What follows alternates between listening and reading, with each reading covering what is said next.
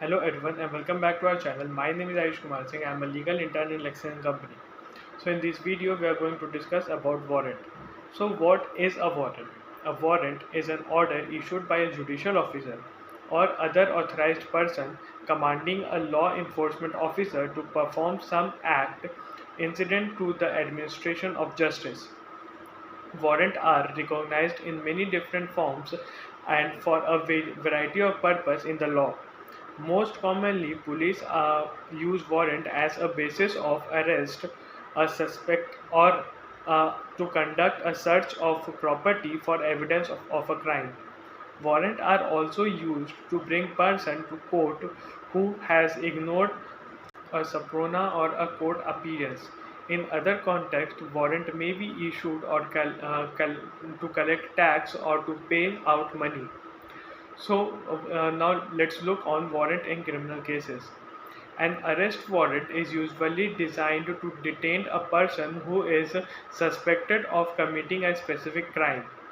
By and large, an arrest warrant is granted when probable cause supposed that the crime has been committed by the person listed in the warrant. If a defendant fails to make an initial appearance in the court after a citation has been issued, the court may issue an arrest warrant known as an alias warrant. For instance, if a defendant does not show up in a court after being summoned on a speedy ticket charge, the court may hand out an alias warrant to the defendant's arrest for the defendant's arrest. Other kinds of arrest warrant, known as breach warrant, is sometimes issued to a defendant who fails to make his or her next scheduled court appearance. A search warrant is issued for the purpose of permitting law enforcement officer to search a person or private property. These warrants allow officers to investigate evidences about a crime that has been committed. In general, court requires an officer to submit a thorough statement when requesting a search warrant. Usually, the warrant must describe for particularly the person or place to be searched as well as the property belonging being sought. Now, coming on warrant in civil cases, if a plaintiff is seeking monetary relief from a defendant, then the plaintiff may file a civil warrant in depth. A warrant can be used by a plaintiff who wishes to recover personal property wrongly obtained by defendant. Generally, a civil warrant are used for small claim court actions and they require basic information like the defendant's name and addresses as well as the claim amount and basis. Usually, a plaintiff may pay filing and civil fee in order to serve the warrant on the defendant. So, warrant of arrest. Warrant of arrest is a written authority given by a competent magistrate for the arrest of person. It is more drastic step than the issue of a summons. It is addressed to a person, usually a police officer, to apprehend and produce the offender in the front of court. So now let's see the procedure of issuing a warrant. When a request in appropriate format is made to the court for compiling the appearance for a person, the court either reject the request or issue a warrant.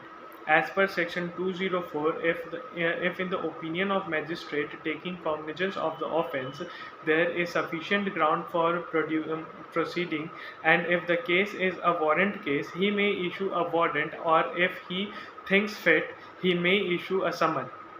Further, section 87 empowers a magistrate to issue a warrant even if the case is a summon case if he has reason to believe that the summon has been disobeyed.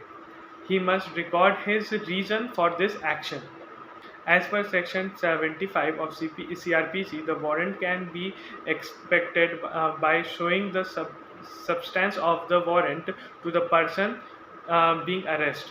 Section 76 of CRPC mandates that the person excluding the warrant must produce the arrested person before the magistrate without necessary delay and within 24 hours, excluding the time taken of travel from the place of arrest to the magistrate.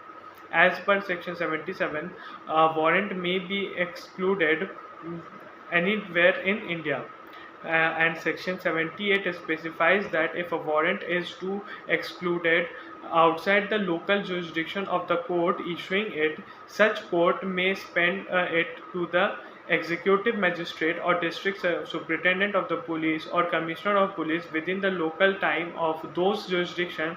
It is to be excluded instead of directing it to the police officer within the jurisdiction of the issuing court. Section 79 specifies the procedure of executing a warrant outside the local jurisdiction of the issuing court as follows.